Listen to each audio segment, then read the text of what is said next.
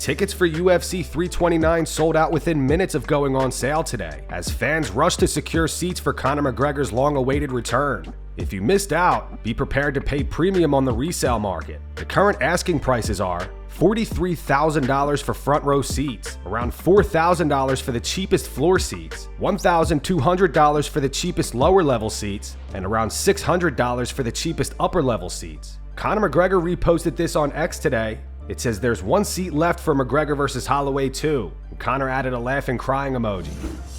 Alexander Volkanovski doesn't see Justin Gaethje surviving more than 3 rounds against Ilia Topuria. Sharp and just catch him. I think he's safe enough and defensive enough to not fall into any of Justin Gaethje's traps.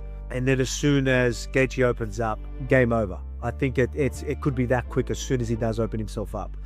I think it's going to be a KO for Ilia. You can see he's going to be the favorite. He's the favorite for a reason. I think he's just going to be too much, and he's going to get the KO victory. And he could get the KO victory early rounds. If Justin Gaethje is quite defensive, you might see it go into the second round, maybe the third. But as soon as Gaethje opens up, you're going to see a finish. That's what I truly do believe. But I think Justin Gaethje showed me enough where he can be defensive and maybe not make it so easy as people think for Ilia to just catch him straight away. He's not as aggressive as people think. He is when he chooses to fire, but he's quite defensive before then. With Ilia, he's going to know to be defensive. So I think you're going to see a lot of shelling up, maybe still putting pressure, still getting in a position where Ilia can fire, but defensive enough to just not give him clear shots. Does that wear Ilia down? Let's see. But my pick is going to be Ilia knockout in them first couple, maybe 3 rounds. That's my prediction for the main event. Sean Strickland crashes Edmund Shabazian's interview. Edmund will be fighting Brendan Allen next week. Great, man. We're 1 week up. We're 8 days out. Feeling amazing. I can't wait. Back to be rank 5, and then I'm going to fight this mother. Let's go! Sean Strickland in the house. And speaking of Sean, I was interviewing Eric yesterday, and I was out. Ilia Topuria laughed at Justin Gaethje's manager Ali Abdelaziz today. On X, Ali wrote, "Justin Gaethje is going to be Justin Gaethje, and he will shock the world. Just stay tuned." Ilia responded with a laughing crying emoji. Colby Covington and Khamzat Chimaev took shots at each other on social media today. Colby is set to wrestle Chris Weidman tomorrow at RAF 9, and Khamzat left a comment saying, "Give me both of them same night." Colby responded, "Slow down, shot. Type any more and you're gonna gas yourself out again." Quick pause before we keep going. If you're watching Full Mount MMA, you're already locked into MMA news. But if you're betting on fights and still guessing, you don't need to. Homa Fight Picks is doing the work most people won't. Hours of tape study, match breakdowns, and line shopping for every single card. The Homa Fight Picks Discord went up over 130 units in 2025 alone, with a 3-year proven track record of profits. This isn't parlays for clicks, it's disciplined betting. They're letting Full Mount viewers check out the Discord for free this weekend. Just use the link in the bio to join the best betting Discord in combat sports for free. If you're already watching MMA every week, you might as well be betting it the smart way. Alright, back to the news. Anderson Silva has fired back at Dana White. Earlier this week, Dana claimed that Anderson still refuses to speak with him because he was upset that the UFC would no longer allow him to continue fighting in the promotion. Right. And then, you get beat. And then even, some of the guys, Anderson Silva, guy whom he was always a unique individual to deal with, but he lost like 8 or 9 or 10 in a row, something like that. And that guy won't talk to me to this day. Yeah. Because I said it's over. Yeah. And he was in his 40s. His thing was, who are you to tell me that I'm done doing what I love to do? What do you say? What do you say to a guy like that? Yeah, it's over. It's over. Obviously, they could go fight, and he did. He went and fought a boxing match, and he fought a bunch of other fights. He can still fight. Sure. You just can't do it here. Silva fired back at Dana via Instagram. He wrote all that with a bunch of laughing crying emojis. The bald guy saying I've been out of the organization for many years already, but apparently neither the current fighters nor the bald guy can forget my accomplishments. Deep down, the bald guy knows that with me there was no whining. Everyone went in to throw down, and I saved the event more than once. And just so it's on record, the bald guy apparently doesn't know how to count. Cain Velasquez said he would consider fighting again if the money was right. Cain was just recently released from prison a few months ago and is currently 43 years old. His last fight in the UFC was a first-round knockout loss to Francis Ngannou back in 2019. If you were to throw out a name or two on what potentially, is there somebody, one person or two people you would actually come back and fight? If the money was right. I mean, if the money was right. Is there somebody you would have? Give me your wish list of like one or two guys that you would be like, you know what, I would probably kind of this thing back up, do it. No wish list as far as person, but if the money's right, then the money's right. But it has to be really good. Yeah. It has to be really damn good for me to do that. Yeah.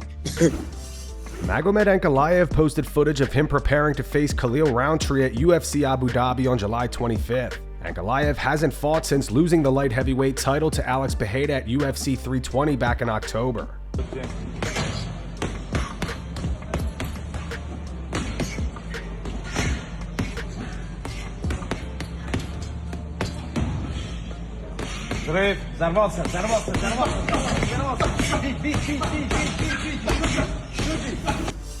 Eric Nicksick says the entire gym stops to watch Manel Kape spar. Kape is set to face Kyoji Horiguchi on June 20th. Coincidentally enough, since making a home here, have been sharpening out their skills and getting the results to follow. One of those fighters being Manel Kape, who's got a big matchup against Kyoji Horiguchi coming up. Can you tell me about your work with Manel? He's been looking sharp in the gym, and your thoughts on the matchup. Oh man, Manel is, I mean, vision, footwork, movement, everything. Like every time I watch this guy, I'm just blown away, man. Like when he's sparring, the gym stops and everybody sits here and watches. He's a champion through and through, man. We have a tough matchup in Horiguchi, who he's lost to in Risen. But Manel's been on a tear, and so is Horiguchi. It's a fight that, like, oh, should we sit and wait for the title? That's just not Manel's style. He wants to go out there and compete. So June 20th, that's our guy, main event. He's been looking amazing. I can't wait for that fight. Ronda Rousey believes she could beat Holm in a rematch. However, despite her recent win over Gina Carano, Ronda remains adamant that she is retired and has no plans to return to competition. Holly had this to say this week on the Ariel Helwani show. I wanted to see more of that Ronda that we saw 2 weekends ago. And I feel like you versus Ronda is a massive, massive fight. Like that is the completion of her story and perhaps maybe yours in MMA as well. Do you have interest in pursuing that? I've always been open to a rematch with her since the day the fight was over. Said if she wants a rematch, I'm game anytime. I've always said I'm good with a rematch. You know, right after the fight, it was, hey, do you want to wait for the fight with Ronda? I said, well, sure. How long are we going to wait? And there was no answer because we had no answer from her. She didn't say yes. She just, you know, nothing. And I was like, well, I don't want to just sit and wait because I don't know if she'll ever want to fight or ever want a rematch, or if she does come back, will it be with me?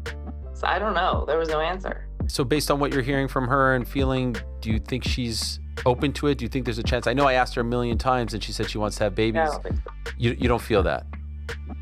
I think she just wanted the fight that she had, and that's it.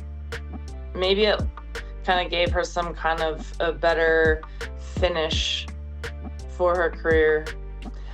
Maybe she'll love the way that win felt and come back and still want to fight again, but I believe her when she says she's done. Ronda responded to Holly in an interview with Up and Adams. Ronda says she believes she could quote-unquote clean her clock.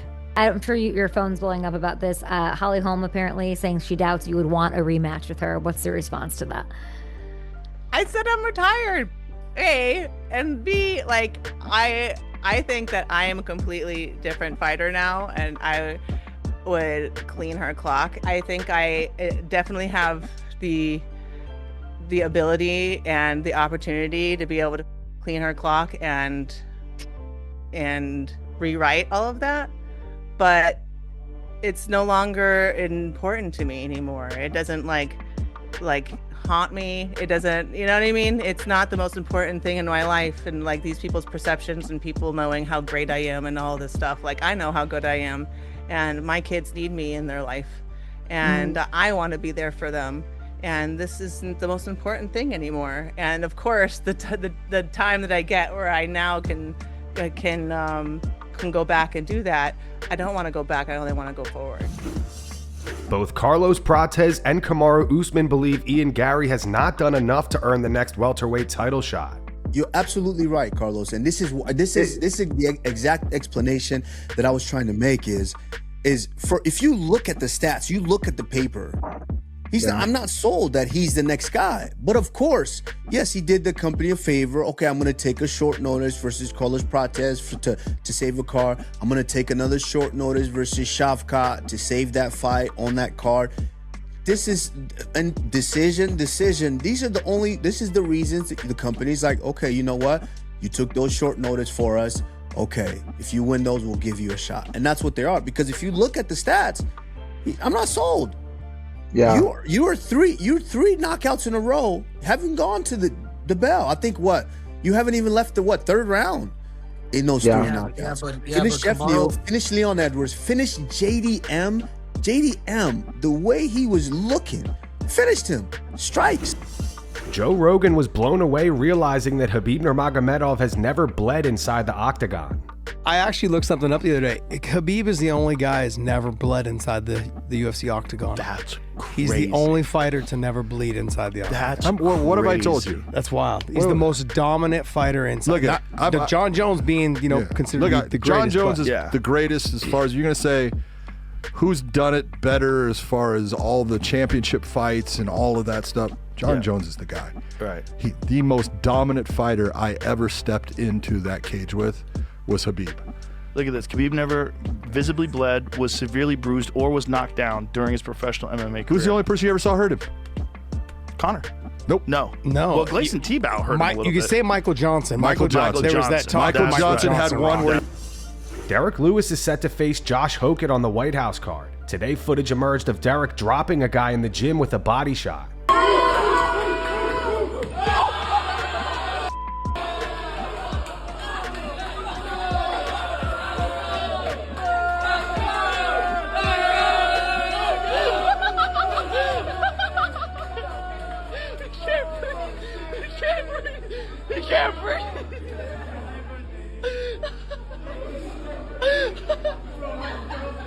He can't breathe.